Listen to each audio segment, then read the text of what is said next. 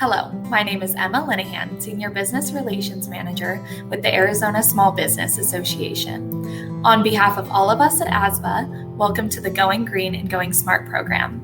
At ASBA, we're committed to driving a better environment for all of us to do business by ensuring our small business community has the tools, resources, and competitive intelligence needed to recover and thrive.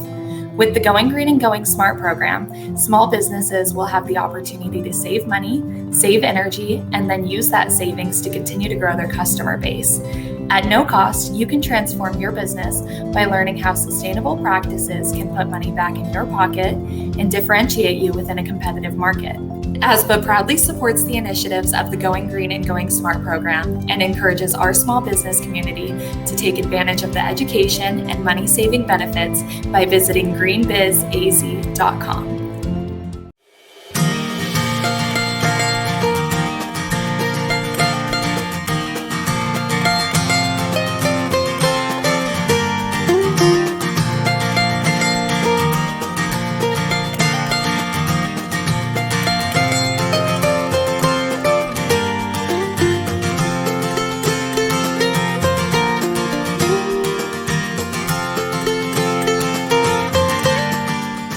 Hello, and welcome to the Going Green and Going Smart program. My name is Edgar Olivo, and I am so glad you are joining us today. We're going to have a great conversation about zero waste strategies every small business needs to know. We know that recycling matters, and while strides have been made with composting and recycling in the US and worldwide, both have major challenges. Our current system of sustainable waste management needs an overhaul, and landfills can only carry so much trash before affecting our environment.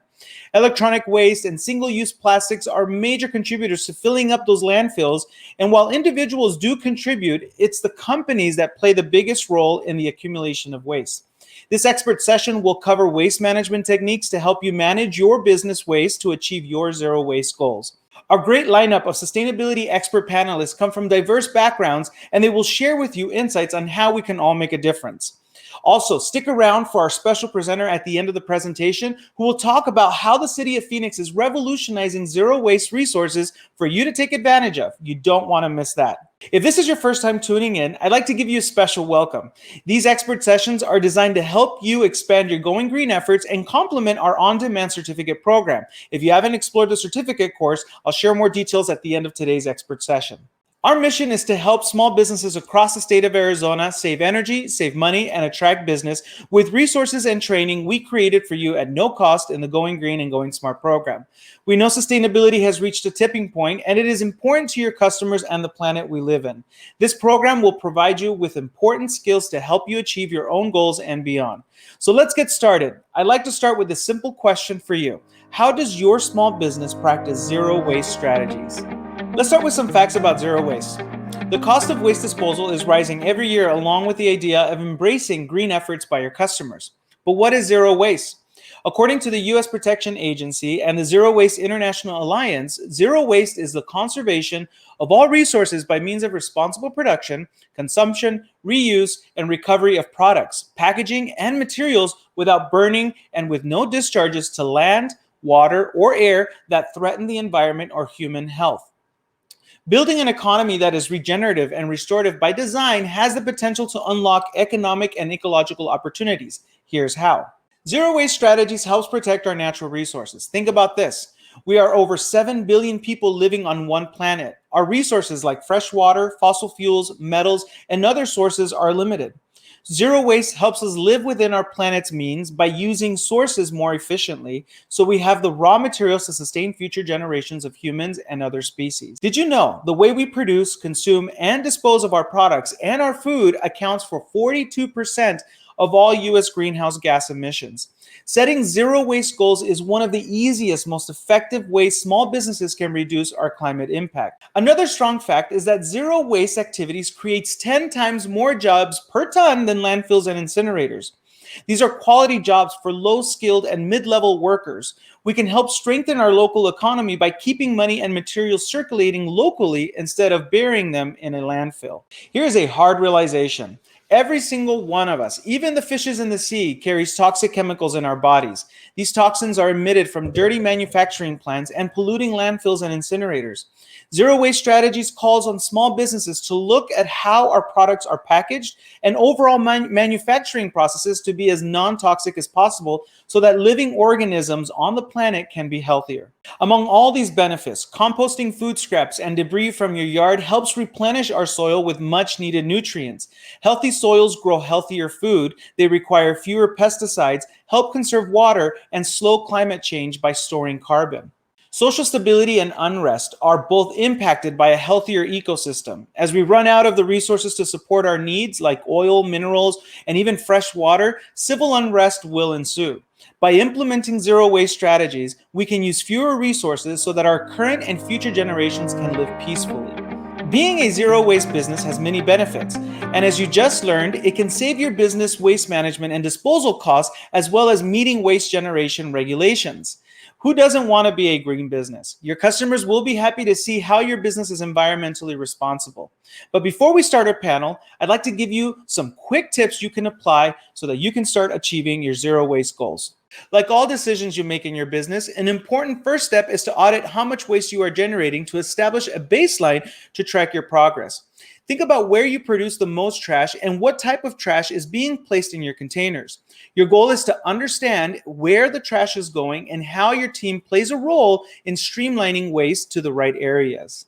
As a small business owner, you have a lot to do already, and if you can, you may want to select a champion or cross-functional team to learn about your current situation, create goals, and develop an implementation plan. An engaged team has been proven to be effective in enhancing communication and commitment. After you conduct a waste audit, it should become clear what waste items you can eliminate right away. Regularly talk to your employees about how the items that are going into your trash can be efficiently recycled, reused, or composted. You can build momentum if you consistently make this a part of your Going Green business culture. Setting specific waste goals on waste reduction can be a little overwhelming if you are starting for the first time. After setting goals, you or your team needs to establish and follow specific strategies. Engaging employees by raising awareness is one of the most important steps in achieving your zero waste goals. There are many other ways to kick off your zero waste strategies, like considering reusable packaging and how you ship your products, food composting, and more. Let's switch over to our expert panel to learn more about zero waste strategies every small business needs to know. Now let's jump over to our next segment. As you just learned, zero waste strategies have many benefits that go beyond our small businesses. It helps the overall health of our natural environment. Zero waste strategies help keep the balance of our natural resources so future generations can thrive. When it comes to the devastating effects of climate change, people may want to throw their hands up and turn their heads. But that is not the case with our expert panelists who are working towards a more sustainable future in Arizona. I'm excited to introduce our panelists to you because they get this topic and are making a difference in their communities as well as the organizations that they represent. Make sure to grab your notes. We're going to have a great conversation. Okay, let's meet our first panelist. Joseph J.B. Shaw is the recycling coordinator for the Arizona Department of Environmental Quality for the past 8 years, where he creates community programs that raise awareness about recycling in Arizona. He has been a member of the Arizona Recycling Coalition since 2015 and served as board member as well. His involvement includes his SWANA certifications in managing recycling systems and managing composting programs. And in his previous life, JB taught youth about recycling at the Boys and Girls Club and the City of Glendale. Welcome to the program, JB.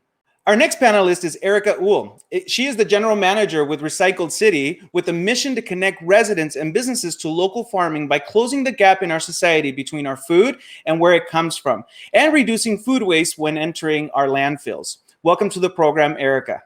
Let's meet our next panelist. Tom Waldick has been president and CEO of Keep Phoenix Beautiful since 2008, where his organization activates over 5,000 volunteers a year, educates 15,000 children annually on recycling practices, and has a robust special event recycling program, which worked recently with the College Football Championship Sustainability Program and Super Bowl 49, diverting over 50 tons of decor material from landfills. In addition, Keep Phoenix Beautiful manages 2 community gardens and hosts classes on topics ranging from what grows well in our summer climate to how to raise worms, bees, and chickens in an urban setting. He has been a member of the Keep America Beautiful Board of Directors since 2010 and currently is a treasurer on the executive board. Tom's commitment to sustainability runs deep in the community he serves. It's great to have you on the program, Tom. And now let's meet Orlando Cázares. He has an extensive background in supporting the business community and youth enrichment in the state of Arizona. He currently serves as Senior Program Manager of Workforce Development at the Center for the Future of Arizona. Having proudly served in the U.S. Army, Orlando went on to earn a master's in applied leadership and management from Thunderbird School of Global Management, along with a certificate in energy and sustainability from Arizona State University. Orlando is also a small business owner who converts old homes into Airbnbs and founded a creative business called Carver Mountain Shop, where he features functional pieces and handmade art built from recycled materials such as license plates and reclaimed wood. Welcome to the program, my friend. We have quite an amazing panel. Welcome to the Going Green and Going Smart program, everyone. How are you doing? All right, we're going to kick off this conversation with some of the challenges that we experience as small businesses trying to implement Going Green strategies. But one of the first questions that I like to ask all of my panelists, ever since we started doing all of these sessions, and I think it's a very important question, is what does sustainability mean to you? And we're going to start off just kind of going around the room here, and we'll start off with JB. JB, what does sustainability mean to you? Welcome to the program. Sure, thank you so much. It's great to be here. So at ADEQ, our mission is to protect human health and the environment, and sustainability is definitely part of that equation. You know, by reducing your impact on the environment, you're going to reduce your impact on your wallet as well. And sustainability reduces impacts to the community by reducing the need for things like landfills that can add risk to a community. ADEQ helps by inspecting and making sure landfills are in compliance. But if we all do more to divert materials, including household hazardous waste like cleaners and other chemicals, then we're all doing our part to create safer communities. And that also goes for reducing energy and water consumption. Yeah, very important work. Thank you so much for sharing that. And Orlando, what does sustainability mean to you? Orlando, we got you on mute. Orlando. I was afraid of that.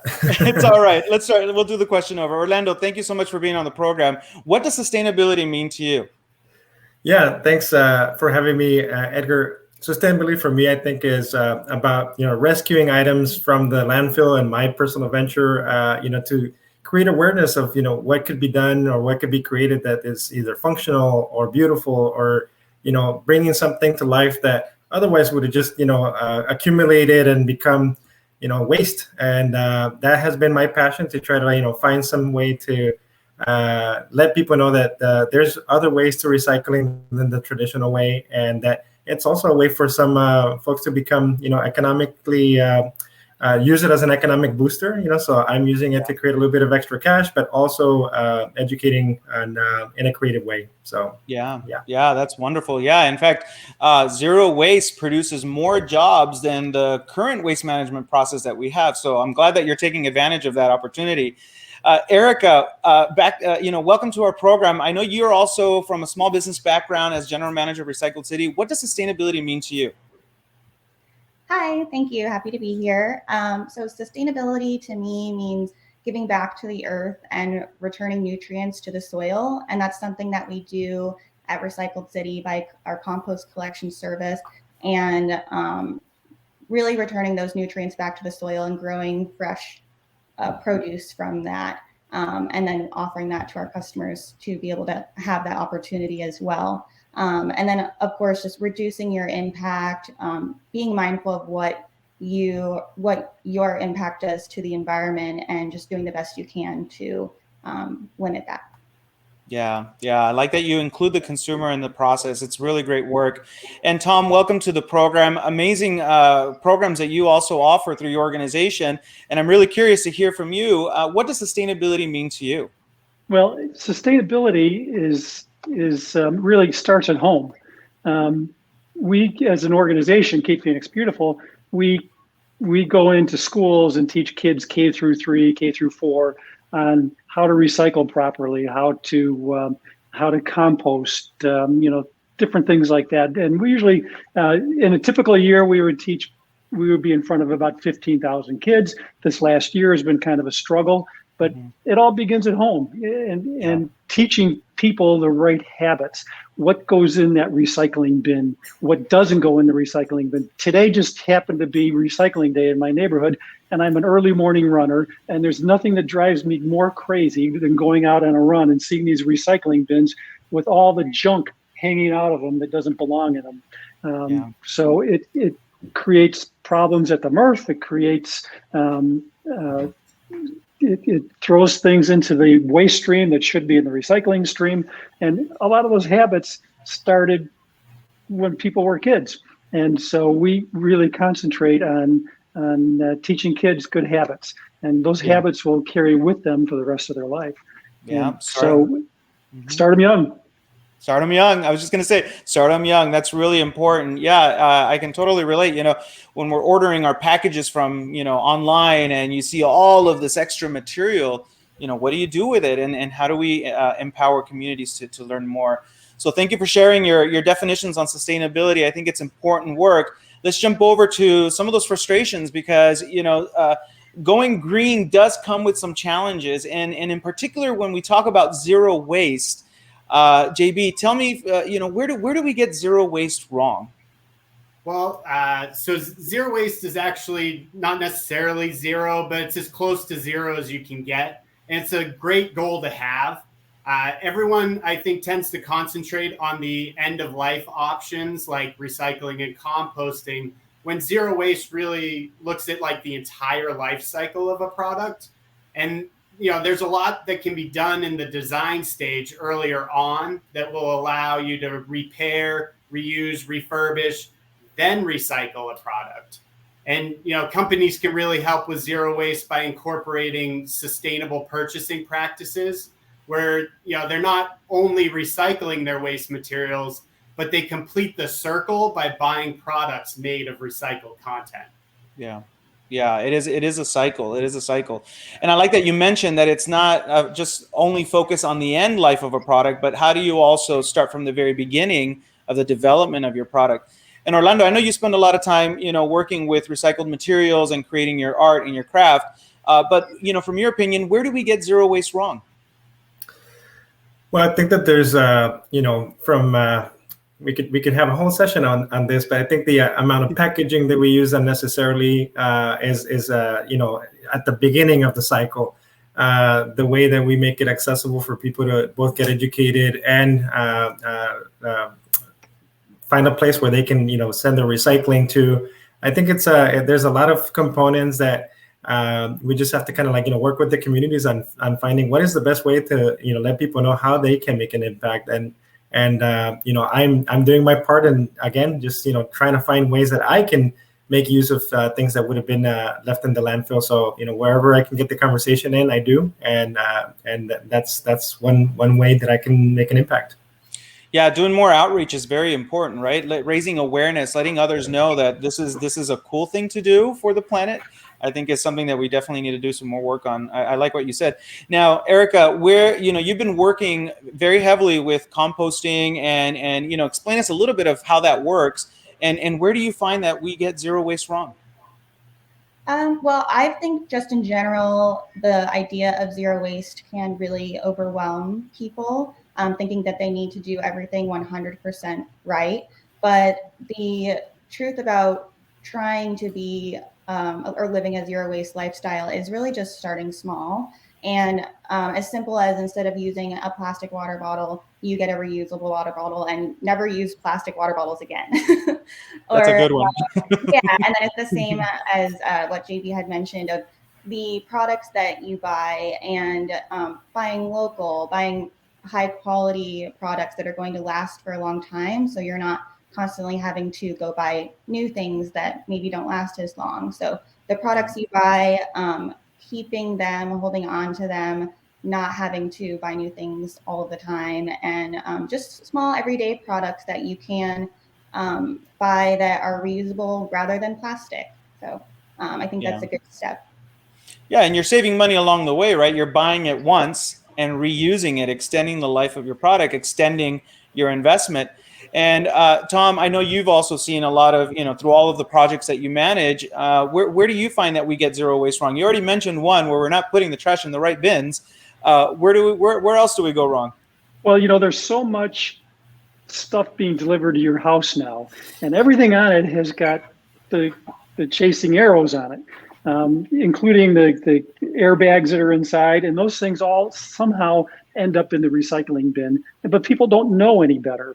Again, going back to the education part of it, I just saw California is cracking down, or is going to crack down on products that have that recycling symbol on it. I also saw that Chicago is trying to pass an ordinance for restaurants, DoorDash, things like that, to stop including the silverware packets in their deliveries unless they're requested. And who uses those things? And where do they go? They go in the garbage. And but at our gardens, we have at both of our gardens, we have one garden at 19th Avenue in Camelback and another up in the Sunny Slope neighborhood. Both of those gardens have composting. You want to learn about composting? We're right in your neighborhood. We'll help you with that. So we have a very robust recycling program at our gardens too, and we try to do as much zero waste as we can in those gardens. And of course, they produce a lot of waste from the plants that we grow and things, and we try to put all that in the proper place. Yeah, and Tom, with those regulations that you mentioned, do you see that there will be a trend where we'll all have to think about composting in an urban setting, where we'll have to start thinking about how we manage our own waste? I know Phoenix has done some curbside composting in some of the neighborhoods. Whether or not that's going to be expanded or not depends on how well it worked. And just like the garbage, things end up in those bins that shouldn't be in those bins. So again, goes back to education. Education is the key. Education is the key for sure. Thank you for sharing that. I think having this wide array of outlook on this problem, is important. So let's now kind of address some of those obstacles that small business owners face. I know from experience and folks that have participated in the Going Green program, they want to do something. They want, and I had mentioned at the start of our session that it could feel overwhelming. And so what are some of those obstacles, JB, that you've seen small business owners face, and how could they overcome them? Sure. So we have the new ADEQ sustainability toolkit. Will help businesses overcome obstacles they face each day when practicing sustainability. And so the toolkit is designed to help users assess their impact through various audit techniques, look at your stakeholders, including employees and your supply chain, help set goals and track your progress. And, it's always important to begin small with pilot projects that can be brought to scale once the best process is identified. And, we also in the toolkit will provide ideas for funding sources, small business tools, and a template that will help you keep everything neat and orderly for better tracking. Yeah, the tools are there. I think you mentioned something about measuring success. That applies to so many aspects of business life. But in this particular area, you can measure your success and measure your waste. How would you recommend someone to measure, JB, just to add to the question? Oh, well, you definitely need to get your baseline. So you need to know where you're starting from. And then after that, it just depends on what you're measuring. If you're measuring waste or water, energy, if you're doing greenhouse gas emissions, there's a lot of techniques. And in that toolkit, we go over all of those in depth and give you resources to help you pick the best option for what you're tracking. That's awesome. Yeah, complements perfectly. Get the education. It's out there. Orlando, what are some of the obstacles that small business owners face? You being a small business owner yourself, what would you share?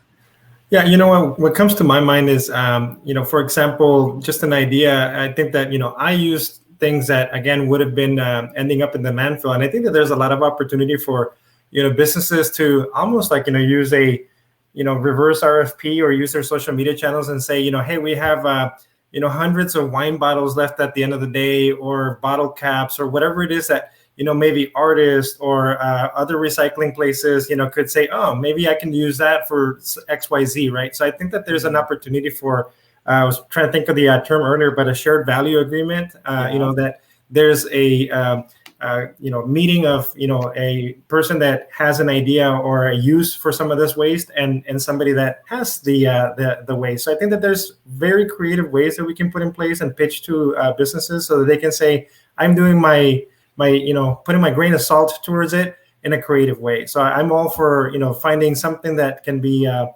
little bit of a treasure for somebody that has a use for something that would have ended up in the landfill.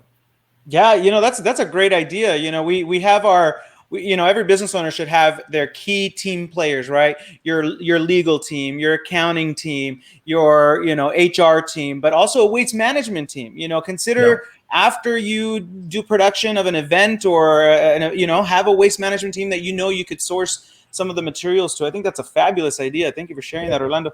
And Erica, what are some of the challenges, obstacles that small business owners face from your experience?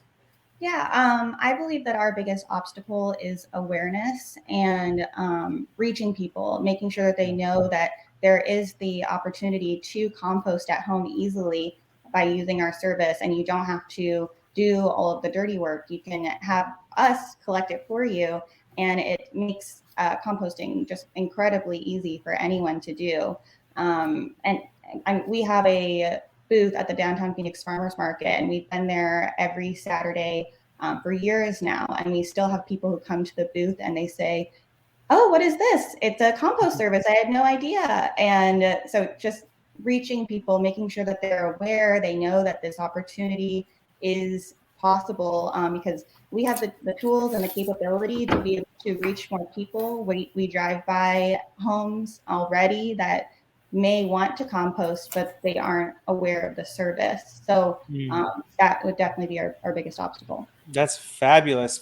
See, Orlando, there's a team already on this call waiting to pick up our trash and do the composting for us. That's fabulous. And we're very happy to provide a spotlight on what you're doing, because we think that that's very important, and we need to do things responsibly.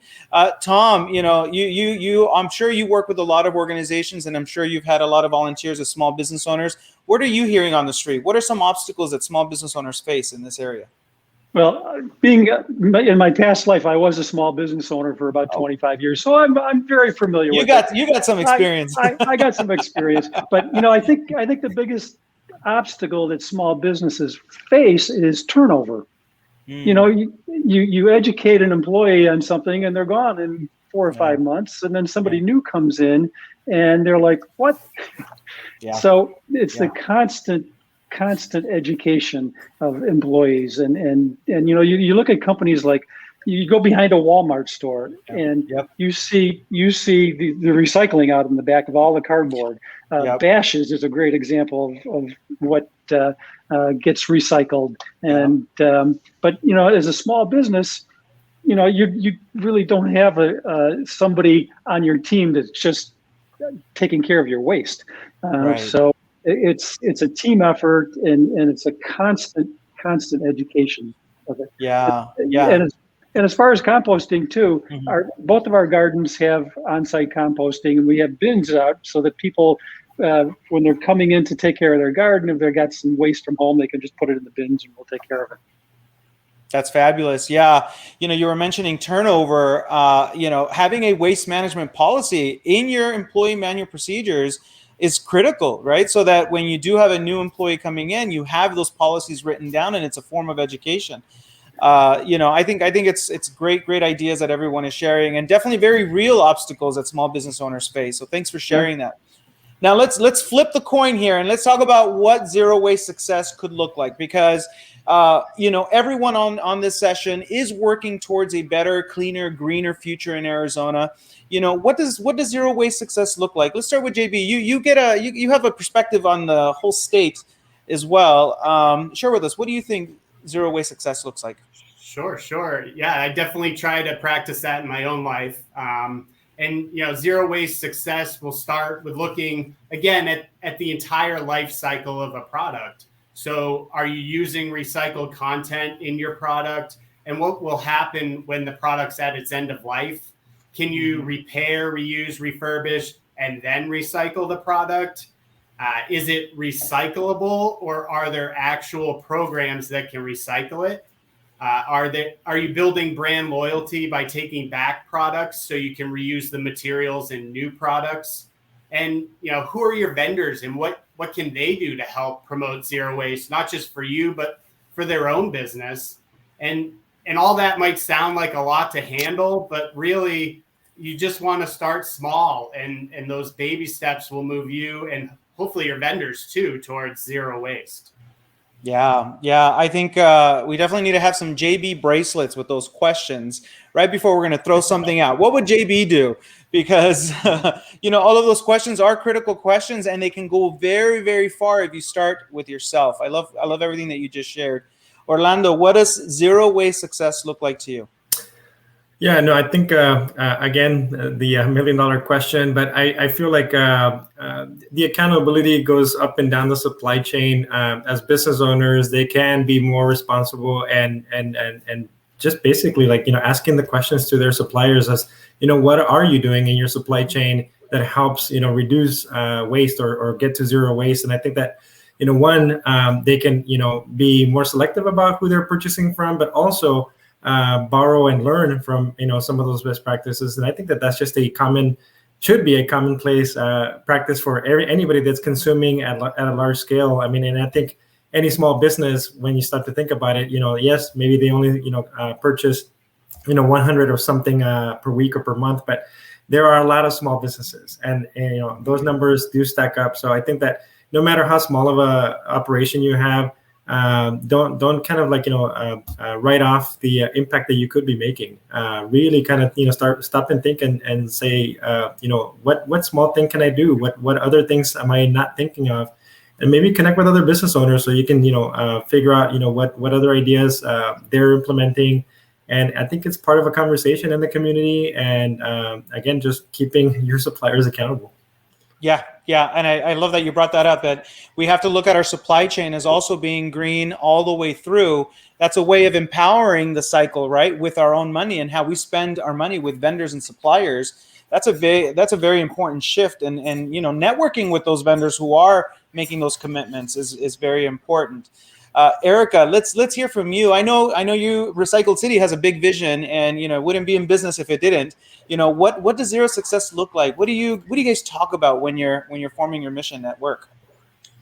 Well, first, it kind of goes back to our biggest obstacle, and that's awareness. So I think it's really important that we're giving people the resources, we're giving the education and not just our service, but of all of the different areas that they can work to live a better zero waste lifestyle and live more sustainably. Something that we think about, and really the inspiration for the service, is the idea that you are giving your food waste to a farmer that is also providing your produce and giving your so we have our Farmbox service, or Farmbox delivery program as well, which is really important to us because it is what makes our service a full circle service. It closes the loop and connects the consumer with the farmer. So they're able to talk with us directly and ask questions, and they know exactly where their food is coming from. And they're able to receive their Farmbox delivery in the same trip where we collect their compost. So that's something that's really important to us, and what we pride ourselves on when we talk about being a zero waste type of service and full circle. Yeah, it is a full circle, and that's very important. That going green is not a linear concept; it's a circular concept, right? That finding ways to innovate and close that loop. I mean, I think it's wonderful that we get our produce from farms, and then we can send our scraps back to those farms to reproduce more of that food. That is a wonderful, wonderful solution and approach. That's a great that's a great inspiration to be able to apply that in other areas. We get wood for building. Well, how do we reuse that wood for something else? How do we extend that? Yeah, that's great. And Tom, let's hear from you. What does zero waste success looks like? I mean, I'm sure you work with so many people. Let's hear it. Well, first and foremost, no plastic bags in the recycling bin. Yeah. Yes, that's a big one. I learned that from Zero Waste City of Phoenix. Yeah. Yep. But as for small business owners, take a look at your vendors. Who are you buying from? Is their packaging sustainable? Are their practices meeting your practices? So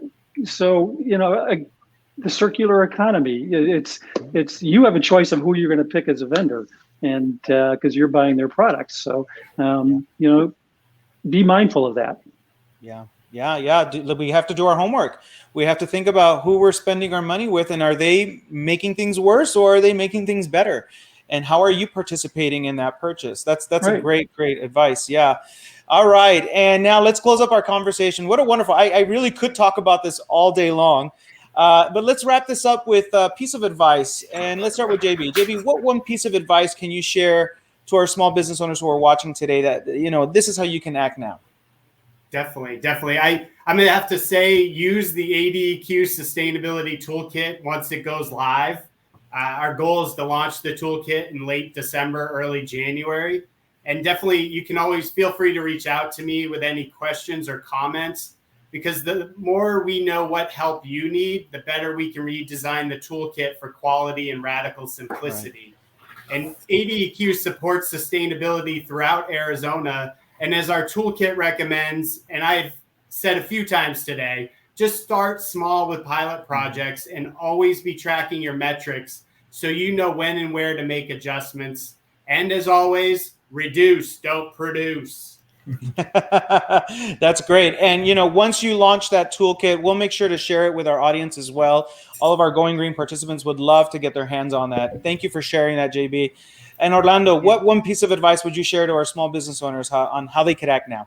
Yeah, you know what? I think we're a social, environment and community. I think we like to see and hear what others are doing. And I say to business owners, if you're, walking the walk or talking, like practicing these activities that help reduce waste, let people know. Showcase that on your social media. I think again, people want to see that you're being a responsible business, and you're sharing ideas of what you're doing that hopefully some others can take also and integrate into their practice. And consumers are a much more, value-driven consumers, so their dollars are going to go towards the entities that are doing something that's good for the environment. So businesses, let people know what you're doing to make an impact in the environment. Yes, let them know, because consumers are looking for that. Thank you for sharing that. And Erica, what piece of advice would you share our small business owners today? I recommend that people sign up for our 14-day free trial and give composting a try with us. It's incredibly simple. We provide all of the supplies needed to get started: a 5-gallon bin, an airtight lid, paper bag liner, and wood chips, which is odor preventer, and then collect on during the 14-day free trial. It's a weekly basis, and you can see how much food waste you're accumulating within the week. And what happens when people try our 14-day free trial is that it really opens up their eyes of how much they are throwing away in the trash and how much is actually compostable and can be diverted from landfills. So give it a try, see how much food waste you're accumulating. And we also accept paper products like paper towels, coffee filters, napkins. So all of those things are able to go in the bin as well. And then as well as compostable products. So the compostable K-cups or bioplastic, we are able to compost those as well. So there's a lot of things that you can collect in the bin. So I would recommend getting started with us. Wow, you take the thinking out of it. I love it. That's such a great service. Thank you for sharing that. I think it is a great solution. And Tom, what piece of advice would you share with our audience today to take action? I think so many small businesses struggle with any kind of recycling or zero waste because they're in a shopping center that the landlord does not pay for recycling. There are a lot of resources out there. JB is a great resource at ADEQ. The City of Phoenix Zero Waste team is great, coming up with ideas on how to cut your waste stream at your store. So there are resources out there, and utilize those and see what we can do to help impact at Zero Waste. Yeah. And just to mention, we did link your organizations on the site. So if folks want to learn more, they can definitely explore your pages. I know I've been spending some time on there. Wonderful resources. Thank you, Tom, for that piece of advice. And thank you to our guest panelists for joining us in this conversation on zero waste. We had a good time. I hope you took some notes, and I hope to see you again soon. Thank you.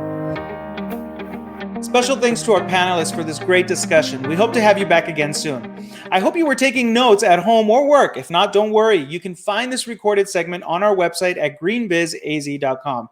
And while you are there, make sure to stay tuned for our next expert session coming soon.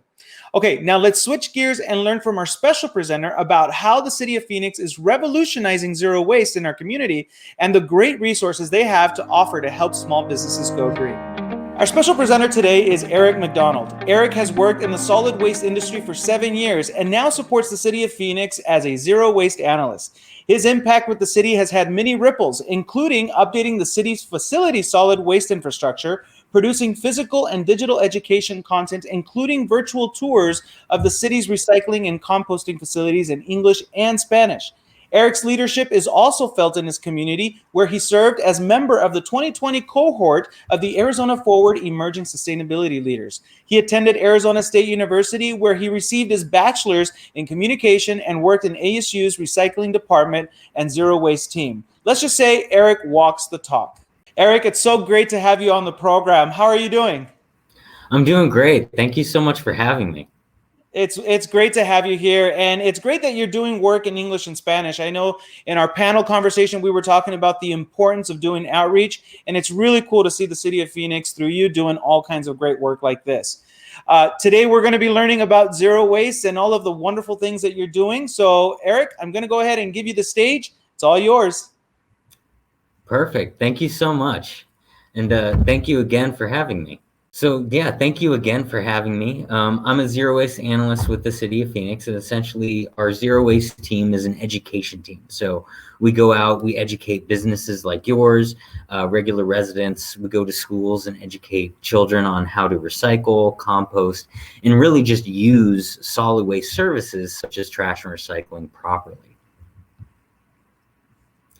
So in the City of Phoenix, we produce roughly 1 million tons of waste a year. And just to give you a little bit of perspective on what that actually looks like, here you'll see this is a picture of a Boeing 737 jet.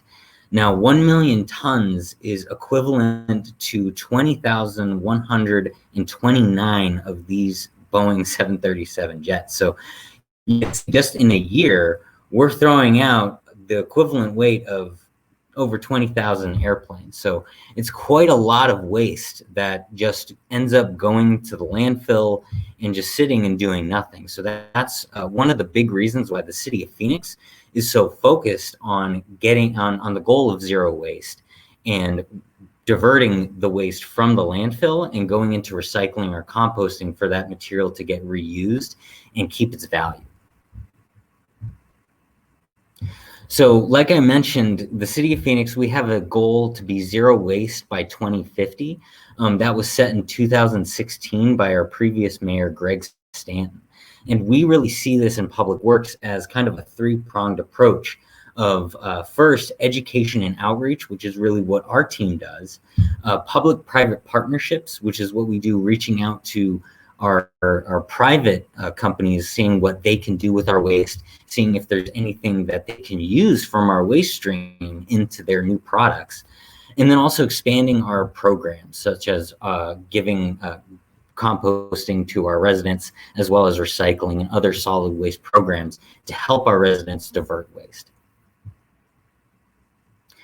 So when we talk about waste, the first thing we like to talk about is actually what happens to it. Because a lot of people just think, oh, I put it in my bin, it goes out, and then it disappears. Well, what we do in Public Works is we are the next step. We take your waste from your home, and then we process it and manage it in a way that is both environmentally friendly and safe, because our primary purpose is the safety of our residents. So when it comes to your trash, what happens is a truck comes, picks up your trash at your home, and then delivers it to a transfer station. at one of our transfer stations, that trash is then dumped onto a long haul truck. So you can see in this picture that long haul truck that says MBI on the side of it. In the back of that truck is just waste. And this is actually a picture of our landfill off of SR 85.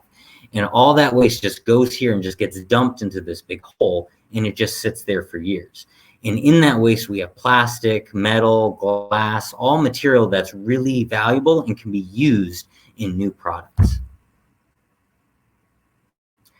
Now, in 2019, we actually had to resurface the parking lot on one of our landfills, it's actually our Deer Valley landfill that is now the Cave Creek Golf Course. And we had to resurface the parking lot because all the trash that's in that landfill that now the golf course sits on top of settles at different rates. So we had this big sample of waste that we had to dig up because we had to resurface the parking lot. And now in this picture, you can see this is actually a sample that our team grabbed from that larger sample in that previous picture. This sample is now on display at our North Gateway transfer station. And you can see here, the trash in this bucket, this newspaper, is actually dated from March 12th of 1973. And it wasn't dug up until 2019. So you can really see here that when you throw something in a landfill, it doesn't really break down. We've gotten really good at mummifying trash. So it really mummifies rather than breaking down. So this is kind of, you can see what happens to newspaper and organic waste, like food waste and yard waste, as well as you can see the plastic pump in there and some other metals. They just sit there and don't really do anything. So this is really what happens in the landfill. So with recycling, another truck goes through your neighborhood and picks up your recycle can. And all the material in the recycling bin goes to a material recovery facility. This is a picture of our North Gateway facility. Now, as you can see in this picture, both machines and people are sorting through the material you threw into your blue container. Now, we have a commingled system, which means that we give you one blue container. You can throw your paper, plastic, metal, and glass all into that container. And that's why we have this facility, because we take all that material and then we sort it back out into different commodities and then sell each commodity separately. So paper gets bought by one manufacturer, glass gets bought by another. So we really just have this facility to separate it back out so that it's more easily sold. Now, when you're talking about zero waste at your work, it can be very difficult because being zero waste at work really depends on what you have available at your workspace.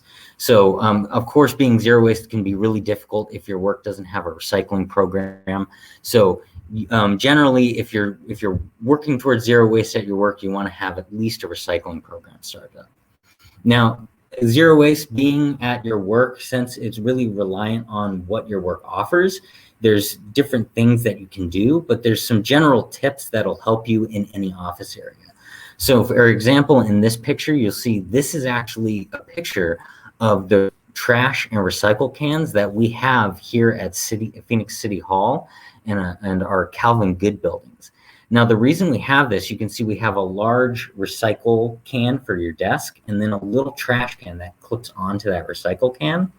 Now, we had implemented this at people's desks, and this is completely voluntary for our workers, so nobody has to do this little trash can. But the reason we did this is really to encourage the reduction of waste and encourage recycling a little bit more. Now, Keep America Beautiful actually did some research on this and found that this setup with the big recycling can and the small trash caddy that clips onto your recycling bin is actually really the best for an office environment. They actually experimented with 4 different setups at your desk. One that was the big recycle and the big trash, the big recycle and the small trash can like this. They also they had a scenario where they just left everybody's desk the same, and then another scenario where they just gave people recycling bins. And they found that with this setup, not only did they capture more recycling, but they actually found less contamination in the recycling and less recyclables in the little trash caddy. So now Keep America Beautiful has that little study posted, and I can provide that if anybody wants it. Another thing is to keep all of your education standard. Now, I know in the panel discussions, you heard a lot of discussion about, education being key. Now, education is very key, and it's key to keep your education consistent and standardized. So we utilize standardized labels that are very clear. You can see there's not a lot of wording. We find that with a lot of words, it's very hard to read. With a label or a little flyer, you want it to be something that's quick, easy to understand. People can get it within the first few seconds of looking at it. Here you can see the label, it's color coded. You have pictures so that if they don't have time to read it, or they don't understand the language, they can see the picture and say, okay, well, there's a can on this, the can must go in this bin. There's a banana peel on this picture, the banana peel must go in here. So consistent labeling, consistent messaging, a lot of pictures. Don't go too text heavy when you're going with your labels and things like that. And a lot of places, a lot of different cities actually have labels that they can provide to your business. If you're not here in Phoenix, there's a lot of nonprofits that also have different labels that you can utilize as well if you don't want to recreate the wheel. Another big thing is making sure that all of your bins are paired. So you can see in this picture, you have the landfill bin, the recycle bin separate. Even though they're relatively close to each other, you can see even this minimal amount of distance can actually make a big deal. Once you have bins that aren't next to each other, just kind of become waste bins. It doesn't matter if it's trash or recycle. Unfortunately, when it comes to this decision, a lot of people make a convenience decision. Whichever trash can is closer to them, they're going to utilize that. So having your bins paired is very important. So as you can see in this picture with these bins paired, since you're kind of making it more convenient for the person to recycle or throw their trash away. You're giving them their options right where they are and not making them look for their options. And then you want to make sure that you're educating across your chain. So at work especially, there's multiple stops that your trash and recycle actually takes. First you have it and you throw it in your desk side bin, and then you have to maybe take, maybe at your work, you take the bin at your desk and you have to bring it to a communal area that's a bigger bin. And then the janitorial or custodial staff then need to take those bigger bins out to the dumpsters outside. Now, with all those different pieces, there's different people who are touching your waste and getting it to the right place. So you not only want to make sure that you're educating your staff, but you want to make sure you're educating the custodial and janitorial staff as well. And make sure that your education and all your flyers and labels are consistent, not just across the employees within the building, but also across your bins. So you can see in this picture that our trash and recycle labels, they're the same design, same pictures, same type of wording that they are on the labels that are on the bins at your desk, as well as the bins that were in those conference rooms. So just making sure that everything looks the same. And as you can see in this one, that landfill sticker is a little different from the one in the container that's on our desk or in our conference rooms, but you can see the same design is there. And we always encourage color coding to make things easier. So making sure that, if your recycle is blue, make sure that your stickers are blue. And if your trash is black, make sure your stickers are black. And just making sure that as easy as you can make it for you and your workers, the better. Another big thing is not bagging your recycling. This can be a big issue in workspaces as you have bigger containers that are collecting a lot more than just a small one at your desk or even in your home. With things like this, we understand, in a conference room or in a kitchen, you don't want to have your bin unbagged, and it can be very difficult, especially for janitorial or custodial staff, if you don't have that bin bagged, to lift that entire bin to then dump it into the dumpster. So sometimes it's just required to have them bagged just for ease of transporting the waste. When that's the issue and you need to have it bagged, you want to make sure, again, that you educate your staff, particularly your custodial and janitorial staff, to make sure that when they do take the bagged material, when they get to the recycling dumpster, they empty the recycling out of the bag into the dumpster and then either reuse the bag or toss it into the trash dumpster right next to it. So this is a picture that kind of gives you an idea of why plastic bags are such an issue and why you heard in the panel, you know, plastic bags, don't put plastic bags in your recycling bin. This is why. So the machine you see in this picture is a disc screen that separates out paper from the plastic, metal, and glass. But as you can see, plastic bags, cords, clothing, anything that's really flexible like a grocery bag gets wrapped up in the machines and clogs it up. So we have to go in and manually cut everything out. So this is why we don't want your recycling bagged. We also don't want any bags in your recycling.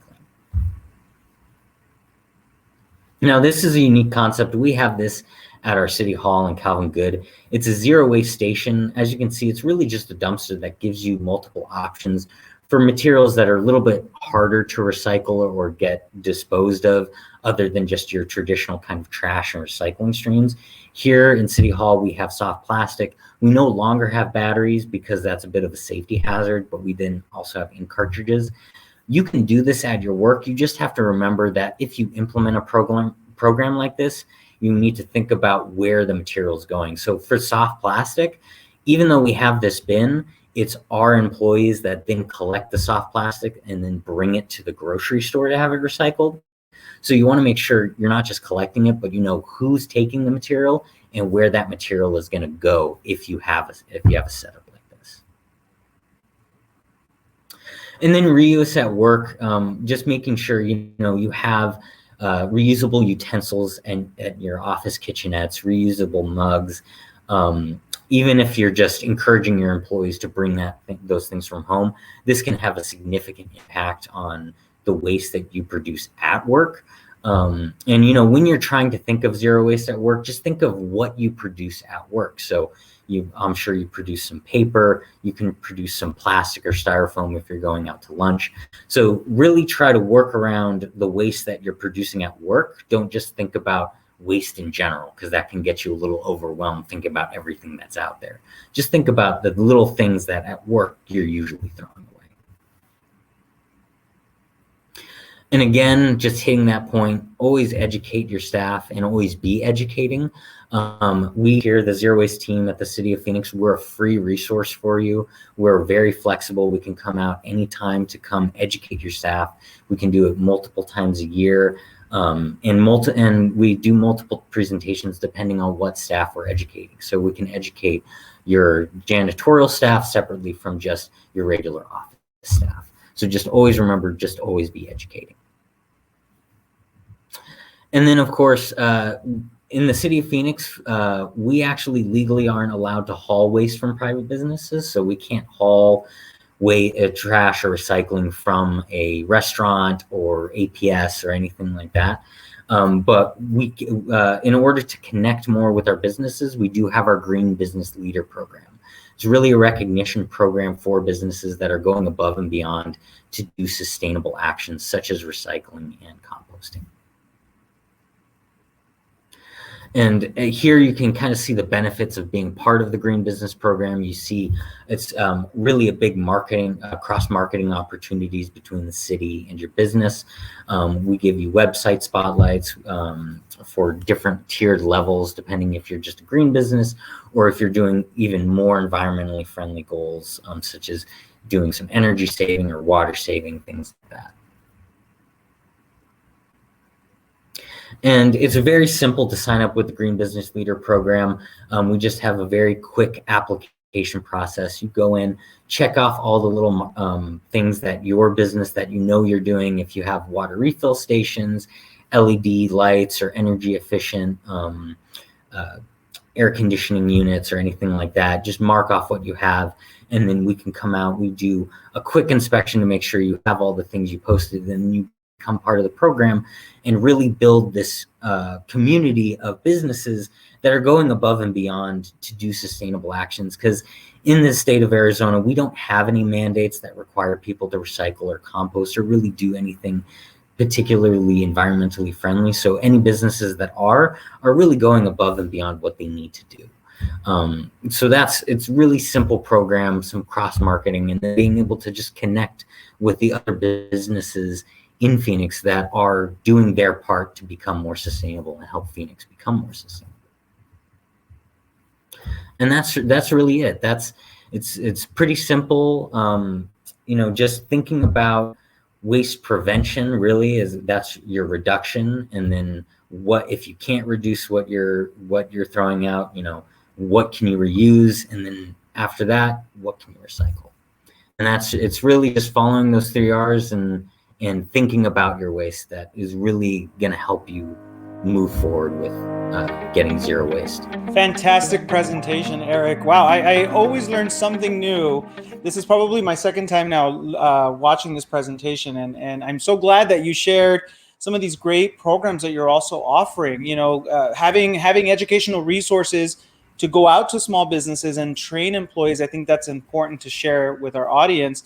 And in addition, having that green business leader certification, that recognition can go so far, because it also requires, it's kind of like self-accountability, but the city's also rewarding you for doing good work. Any final last piece of advice that you'd like to share our audience today? Just try to do small steps. Thinking about going zero waste can be very big, very overwhelming. But like with everything, practice makes perfect. Just small little steps, take it one chunk at a time.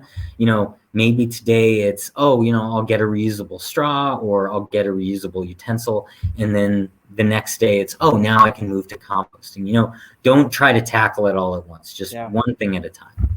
Yeah, I started carrying around my water bottle with me too, and it has a strap so that I make sure I don't lose it anywhere. So I love that you shared that. Thank you so much, Eric. I can't wait to have you back again on our program. Thank you so much for all of the expertise you shared. Thank you so much for having me. Thank you, Eric, for your great presentation. And for you at home or work watching, I hope you enjoyed our program today. We are excited and honored to play a role in helping our small business community go greener and cleaner for a bright future in Arizona. If you want to take what you learned here today to the next level, I invite you to check out our website, greenbizaz.com, to learn how you can earn your Going Green and Going Smart certificate. Our certificate course can be completed in less than 60 minutes, and you can learn at your own pace. These expert sessions complement perfectly what you learned by earning your free Going Green and Going Smart certificate. You will learn how to build a sustainability plan, conduct your own energy audit, create a green marketing plan to help you attract like-minded customers, and connect with fellow small business owners in our online community. Our program is designed to help you find ways to implement affordable strategies for energy efficiency, discover smart energy devices, conserve water, reduce your waste, and connect to a community of resources. Start your transformation with us and earn your free Going Green and Going Smart certificate at no cost to you by visiting greenbizaz.com. And while you are there, make sure to check out our awesome rebate programs brought to you by the APS Solutions for Business team. These rebates will help you pay for your Going Green investment, and the team is very happy to help. Help us spread the word with your business colleagues by sharing our website and by following the conversation on social media using the hashtag GreenBizAZ. Thank you once again for watching our expert session on zero waste strategies every small business owner needs to know. We hope you found this program valuable, and I look forward to hanging out with you again soon. I'll see you next time.